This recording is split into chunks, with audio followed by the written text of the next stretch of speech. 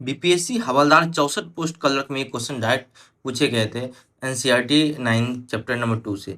इसमें पूछा गया था कि सोने की रदरफोर्ड के सोने की पन्नी मॉडल में कौन सा सही नहीं है। तो देखिए ऑप्शन दिया हुआ है, तेज गति से चल रहे अधिकतर अल्फा कण सोने की पन्नी से सीधे निकल गए। ठीक है, उसके बाद अगला ऑप्शन दिया हुआ है, कुछ अल्फा कण पन्नी द्वारा बहुत छोटे कणों से विक्षेपित हो गए। आश्चर्य रूप से प्रत्येक 12,000 कणों में एक कण वापस हो गए। ये तीनों सही है, लेकिन देखिए ये जो ऑप्शन है, तेज गति से चल अधिकतर कण अल्फा कण सीधे निकल गए, उसमें से वापस आ गए लिखा हुआ, यही ऑप्शन होगा। तो एक एक्वारेजिया में कौन सा कथन सही नहीं? देखिए इसमें 3 क्वेश्चन सही है, एक गलत है। तो देखिए इसी इसी बॉक्स से उठा के दिया था। एक्वारेजिया जो होते हैं, रॉयल जेल इसको बोलते हैं, ठीक है, लैटिन शब्द में। ठीक है, इसमें 3:1 के अनुपात में HCl 3 होते हैं और नाइट्रिक 1 होते हैं। ठीक है, उसके बाद गोल्ड को ये गला सकता है, एक ऑप्शन मिला। दूसरा ऑप्शन है एक्वारेजिया भवकता द्रव में द्रव होने के साथ प्रबल संक्षारक भी है।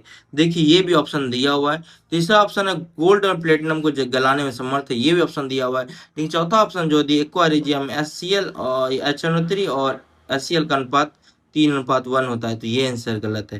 देख लीजिए यहीं से क्वेश्चन उठा के दिया हुआ था। तो आप लोग अच्छे से पूरा एनसीईआरटी पढ़िए, दूसरा हटा, जितना भी किताब है उसको अभी हटा के रख दीजिए।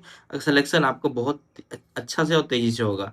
ठीक, अगला क्वेश्चन है, सेम यही हवलदार क्लर्क में ही पूछा गया था कि विस्थापन प्रक्रिया में कौन सा सही नहीं है। तो देखिए जब क्लास 10 का चैप्टर नंबर 1.2 खोलिएगा तो विस्थापन प्रक्रिया देखिएगा, हूबहू यही तीनों ऑप्शन डाले हुए हैं, इनमें से एक नहीं है, यही हटाना है। देखिए एनसीईआरटी में जो एग्जामिनर देते हैं ना, डायरेक्ट कुछ एक्स्ट्रा नहीं करते हैं, सिर्फ आप हमको इस लाइन को सिर्फ समझना है, एक बार पढ़ना है। उसके लिए हमारे यूट्यूब के लॉन्ग वीडियो जरूर देखिए, हम पूरा शुरू से कर रहे हैं। तो ये देखिए पहले FeSCuSO4 एक बार पूछा था बिहार सचिवालय एग्जाम में डबल विस्थापन के बारे में। तो यहाँ देखिए विस्थापन है ये जो लोहा से जब कॉपर सल्फेट का विलयन अभिक्रिया करता है, तो फिर ये FeSO4 निकल के कॉपर को ही अलग कर देता है। फिर देखिए जिंक को जब कॉपर सल्फेट के साथ करते हैं, तो यहाँ पे देखिए ZnSO4 जिंक सल्फेट के साथ कॉपर अलग हो जाते हैं।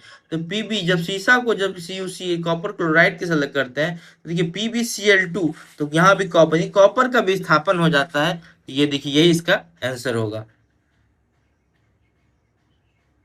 अगला क्वेश्चन देखिए, इसमें आयनिक यौगिक के गुण पूछ रहे हैं। ध्यान से देखिए कुछ ऑप्शंस हैं।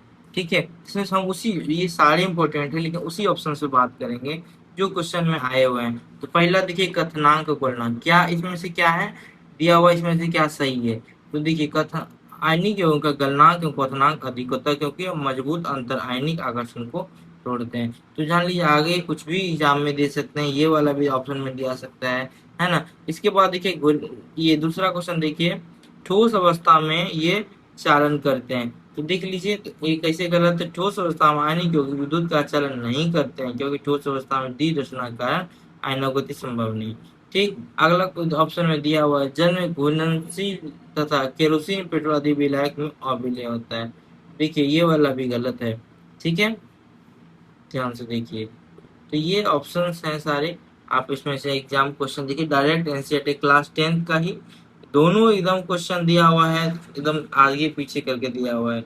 एक चैप्टर 6 में और एक चैप्टर कौन सा चैप्टर है, एक 3 में दिया हुआ है। ठीक है, तो आप इस तरह आप बनाइए और पूरा वीडियो देखिए अच्छे से। ठीक है, और हम आगे वीडियो लाने वाले हैं। ठीक है, एक क्वेश्चन और देखिए, दिखाते हैं आपको।